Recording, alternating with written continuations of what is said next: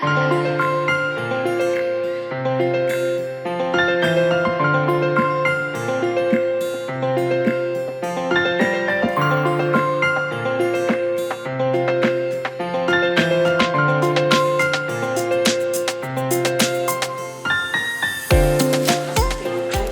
tiens à remercier l'honorable assistance, les chers intervenants et intervenantes, les partenaires, l'ambassade de France, le pôle gouvernance ici présent parmi nous à travers la technologie moderne de communication Google Meet.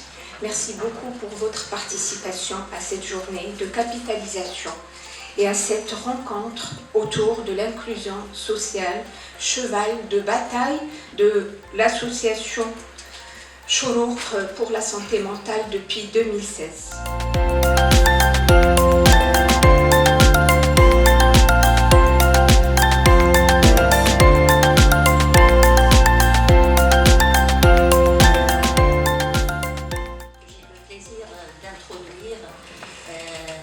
La table ronde, elle est consacrée à la capitalisation, comme a dit mon collègue Nizha, du projet Sport et Inclusion des personnes souffrant de troubles mentaux.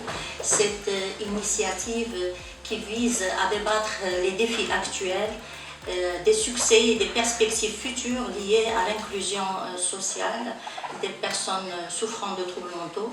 Et en espérant qu'ici, la fin de la journée, nous aurons réussi à atteindre nos objectifs qui est partager l'information et susciter une réflexion et des idées novatrices pour favoriser l'inclusion et le bien-être des personnes souffrant de troubles mentaux ainsi que leurs familles.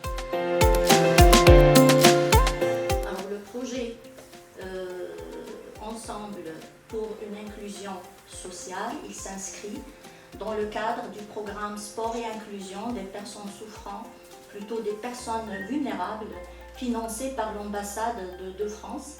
Et nous avons initié cette approche à l'hôpital psychiatrique et à l'extérieur, dans la zone d'intervention Oujda, sur une période de 12 mois, en collaboration avec le centre hospitalier universitaire Mohamed VI et des personnes ressources des associations sportives. Alors, passons maintenant aux résultats. Sur le plan socio-démographique, la fourchette d'âge des personnes souffrant de troubles mentaux se situait entre 19 et 63 ans, pour une moyenne de 33 ans. La tranche d'âge comprise entre 19 et 29 ans était la plus représentée, avec un pourcentage de 45%. Des exemples de la stigmatisation, des préjugés, donc des actes discriminatoires. Je vais proposer certains moyens de faire face à cette stigmatisation et je vais parler plus particulièrement de la stigmatisation et le rôle des médias.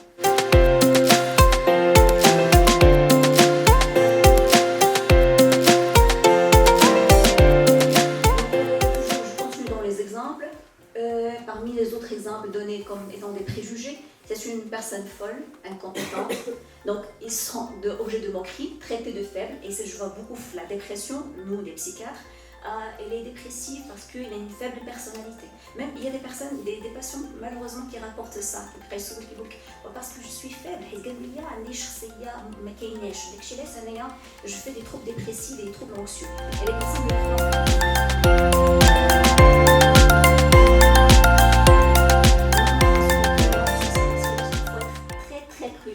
dans les médias, comment ils influencent. Et il y a même également certains pays comme l'Australie qui disent que si vous constatez que dans les médias il y a des choses qui incriminent les troubles psychiatriques, il faut les signaler et dénoncer pour arrêter la diffusion de films ou autre chose.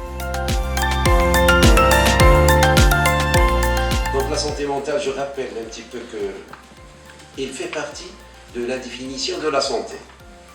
Composante très importante, je rappelle la santé, comme quoi elle définit que c'est le bien-être, état physique, oui, mental, social et non seulement l'absence de maladie ou d'infirmité. La santé mentale, c'est le bien-être et constitue un droit fondamental concernant et favorisant l'apprentissage, le travail.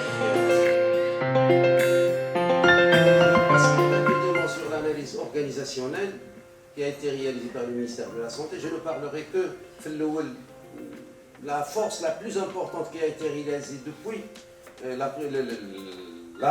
la mise en place du programme santé mentale, c'est le basculement. Sur le plan social, le basculement ramène vers l'amour. C'est le plus... Mais ce qui est réglementaire, il y a énormément de réglementations qui sont obsolètes.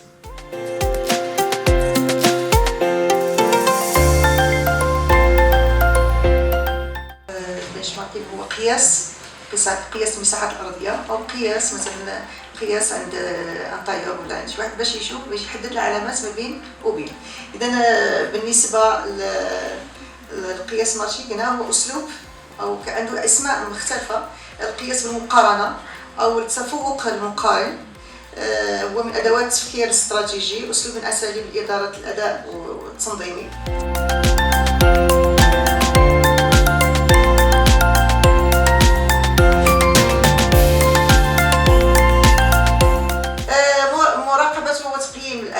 دائما المراقبه وتقييم الاداء من اجل اعاده مره اخرى من اجل فتح الدائره من جديد.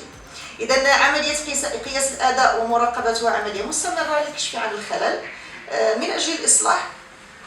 هي تشكل كما قلت ارضيه للمقارنه بمنظمات ناجحه، مقارنه الاداء الحالي مع الاداء المستقبلي. مثلا يقاس الاداء ويقيم بتراجع عدد انتكاسات. مثلا اعطي امثله من خلال مثلا ممكن ان اقيس عدد انتكاسات المريض. اين هو الخلل؟ ابحث ما الخلل في انتكاسات المريض. مثلا وابحث هل هو في علاقته باسرته، هل هو في علاقته بالطاقم مثلا الصحي، هل هو في علاقته بنفسه. اذا هل هو في خلل في مسؤوليته. إذا فأبحث عن سبب هذه الانتكاسة وكم هذه الانتكاسة تراجع هذا المريض ونسبة التراجع وكذا. إذا فتحدد كخلل وكفجوة، الأحسن نقولوا فجوة من أجل سدها بهذا أو بذاك.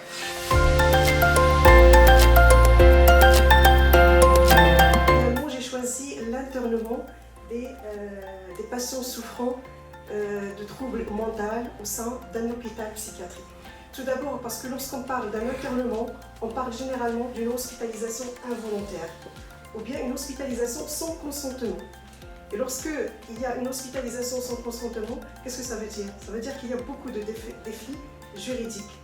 Et d'où l'intérêt d'avoir ou bien de travailler en collaboration avec les juristes afin bien sûr de minimiser les risques judiciaires et garantir donc le respect des droits des patients. Quels sont les critères d'une hospitalisation involontaire ou sans consentement? Tout d'abord, il faut que le malade ait un trouble mental sévère qui l'empêche bien sûr à exprimer son consentement. S'il arrive à l'exprimer donc là, ce n'est pas une hospitalisation sans consentement, mais il faut opter pour un autre type d'hospitalisation.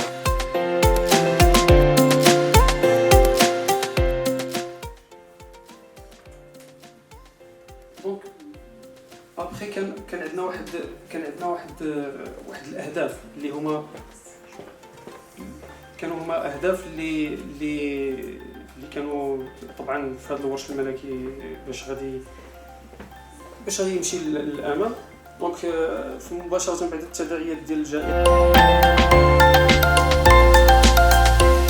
الحمايه الاجتماعيه في افق 2026 توفير التغطيه الصحيه واللي هي تمت بالفعل في بداية دجنبر 2022 بحيث أنه تم تحويل المستفيدين. Power, c'est du pouvoir. Donc l'empowerment, ça touche à une histoire de pouvoir. C'est en fait l'action de déléguer un pouvoir à quelqu'un. Ça veut dire que moi j'ai un pouvoir de ma place à moi, je donne le pouvoir à l'autre, c'est ça. L'empowerment. Et donc c'est un processus par lequel une personne va développer le sentiment d'exercer un plus grand contrôle, d'exercer elle-même un plus grand contrôle sur sa réalité par des actions concrètes. Elle va agir dans des conditions de vie qui ne l'autorisent pas a priori.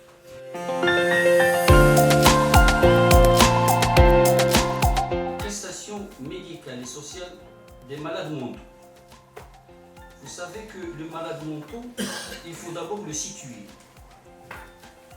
dans cette généralisation de la protection sociale, il faut le situer. Est-ce qu'il relève du secteur privé, qui est géré par la CNSS? Est-ce que c'est un salarié ou c'est un droit? Est-ce qu'il relève du régime général, c'est-à-dire il travaille dans le commerce, l'industrie, les associations, etc.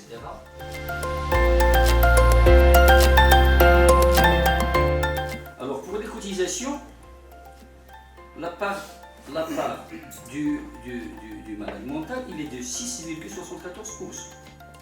21,09 revient à l'employeur pour un taux de 27,83%. Il y a des cotisations, parce que si jamais il relève des chalutiers ou des sardiniers, il a des cotisations propres.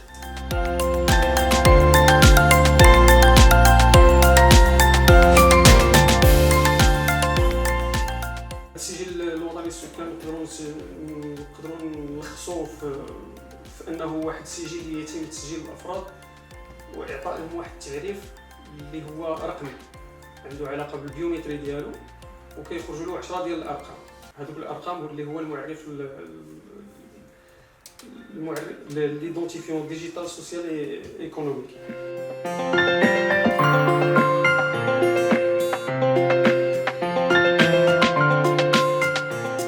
الناس اللي باغيين يستافدوا يعني من البرامج ديال الدعم اللي كتقدمهم الدوله هو واحد الوتيره خصهم يتبعوها اللي هي نورمالمون التسجيل في السجل الوطني للسكان اللي هو الار ام بي ريجستر ناسيونال دو لا بوبولاسيون. من بعدها كياخذوا واحد المعرف، هذاك المعرف هو اللي كيعطيك الحق الوحيد في انك تسجل في السجل الاجتماعي الموحد اللي هو الاريسو.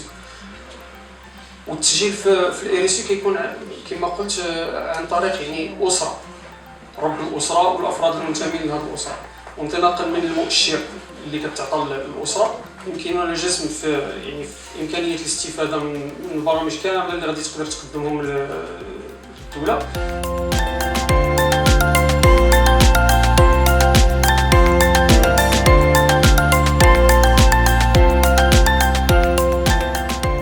La clinique juridique هو un modèle d'enseignement. C'est une méthode d'enseignement. هي طريقه ديال التعليم اللي كتدمج بين la théorie et la pratique. C'est une méthode اللي كانت في les universités anglophones. جات فرنسا من بعد عاد وجينا حنا في المغرب ولا في شمال افريقيا etc. L'objectif c'est de permettre à l'étudiant de combiner et la pratique et la théorie. علاش في لافاك دو دروا كنقراو دروا د لون ونخليوهم هامين. Mais comment concrétiser ces questions-là dans la pratique, ça pose problème. C'est la raison pour laquelle ملي كيخرج الطالب تقول لك كتب ان دوموند ما يعرفش. ما عمره كتب ان دوموند. ولا comment faire le suivi d'une procédure ما كيعرفش كيعرفها كيقول لك l'article كذا كيقول لك غنمشي هنا. Mais comment ça pose un problème.